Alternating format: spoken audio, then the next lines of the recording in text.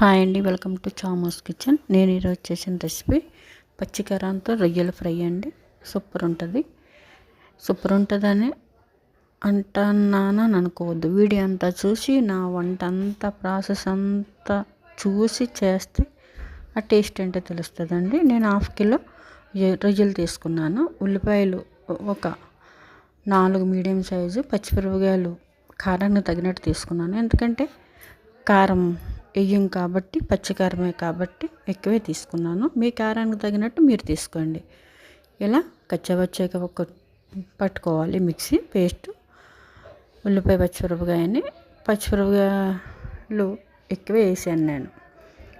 ఇప్పుడు పచ్చిరొయ్యలు మంచిగా మగ్గి దగ్గరికి వచ్చిన తర్వాత ఈ పేస్ట్ వేసి, అల్లం పేస్ట్ వేసేసి మంచిగా సిమ్లో పెట్టుకుని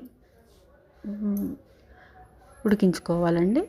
ఇప్పుడు తగినంత సాల్ట్, తగినంత పసుపు వేసాను. మూత పెట్టుకుని సిమ్లో పెట్టుకోవాలి. ఫస్ట్ రొయ్యలు ఎప్పుడైనా సరే కొంచెం ఆయిల్ వేసుకుని ముందు ఆ ఆయిల్లో మగ్గబెట్టుకుంటే, కొంచెం సాల్ట్ వేసుకుని చాలా బాగుంటుందండి. పచ్చి వేస్తే బాగోద్దు. చాలామంది పచ్చి కూడా వేస్తారు, అలా వేయొద్దు. మంచిగా అయిపోయిందండి. కారం వేయం కాబట్టి దగ్గరికి వచ్చేసిన తర్వాత ఏముంది, కొత్తిమీర వేసుకోవాలి, ఆపేసుకోవటమే.